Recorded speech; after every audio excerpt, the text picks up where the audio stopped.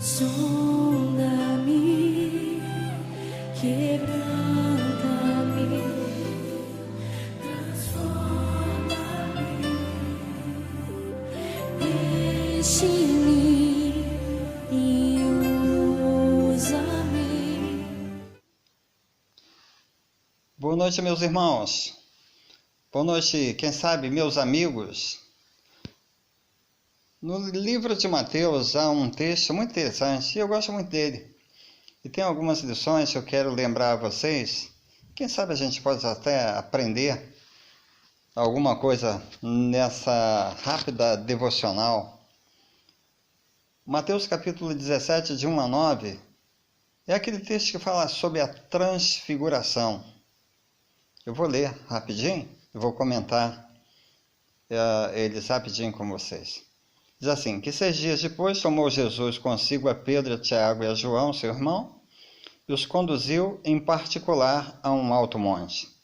O verso 2 diz o seguinte, transfigurou-se diante deles, e o seu rosto resplandeceu como o sol, e as suas vestes se tornaram brancas como a luz, e eis que lhes apareceram Moisés e Elias falando com ele.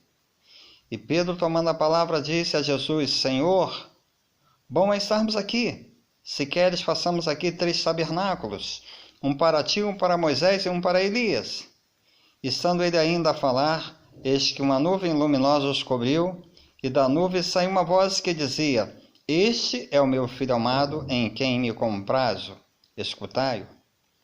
E os discípulos, ouvindo isso, caíram sobre o seu rosto e tiveram grande medo.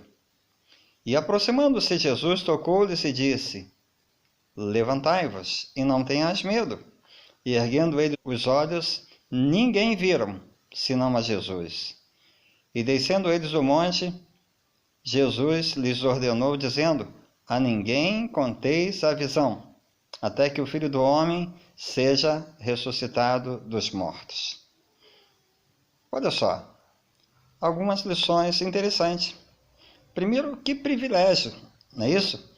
Aqueles discípulos tiveram Pedro, Tiago e João em relação aos outros discípulos.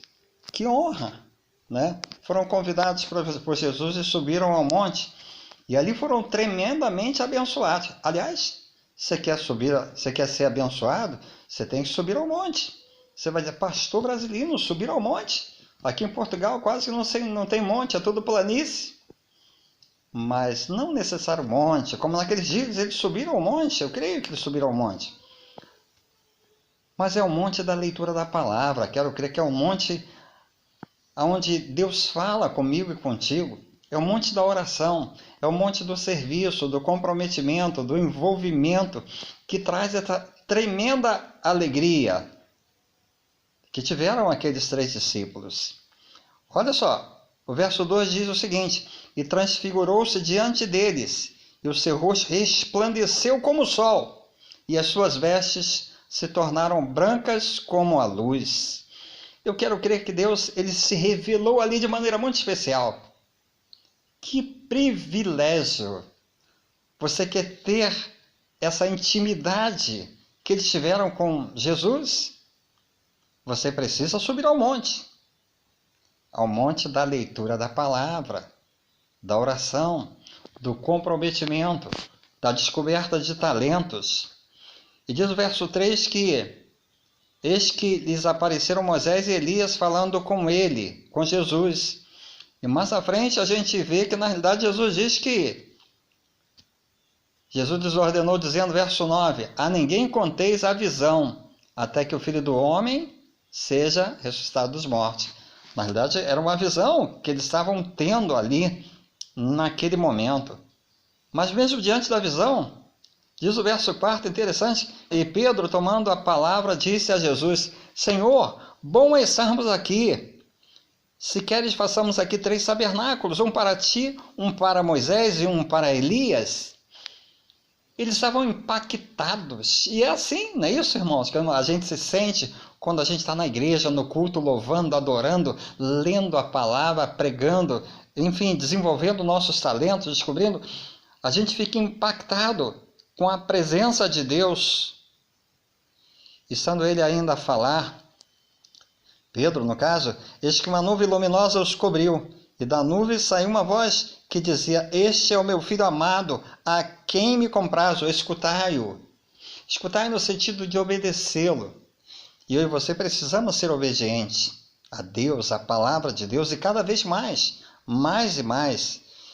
E os discípulos, ouvindo isso, essa voz, caíram sobre o seu rosto, diz o verso 6, e tiveram grande medo.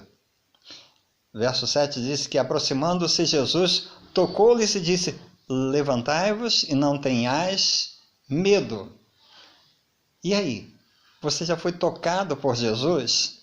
Jesus tem realmente te sensibilizado com a presença dele, com a leitura da palavra dele, nos momentos de comunhão?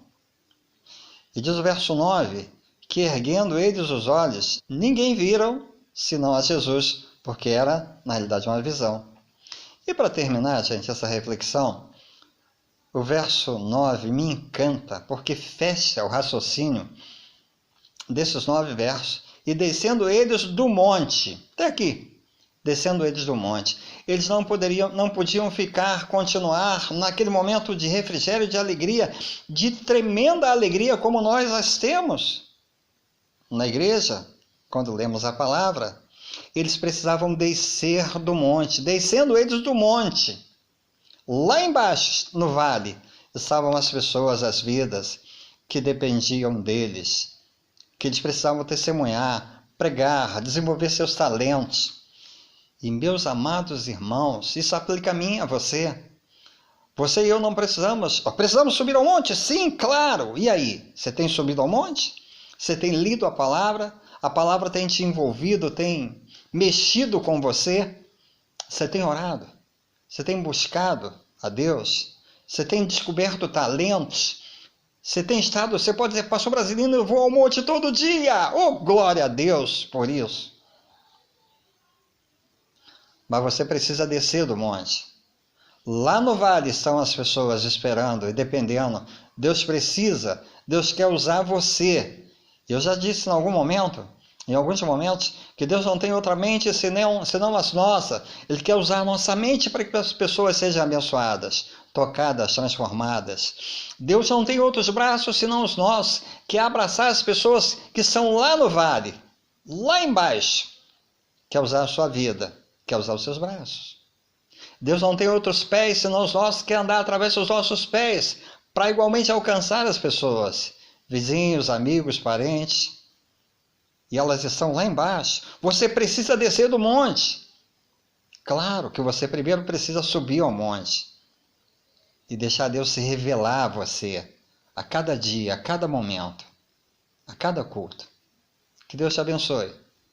Que Deus te dê uma noite e um dia tremendamente abençoador. E que você suba ao monte a cada dia, a cada noite, a cada momento, a cada culto. Mas saiba que você precisa, que as pessoas estão lá embaixo, que você precisa descer do monte. Enfim, ou seja, descobrir os seus talentos, desenvolvê-los, alcançar as pessoas com o seu testemunho, com aquilo que Deus está fazendo na sua vida. No nome de Jesus, Deus tenha esse privilégio, que você tenha esse privilégio de ser usado por Deus a cada dia, a cada momento, a cada noite. Um forte abraço e até um próximo momento.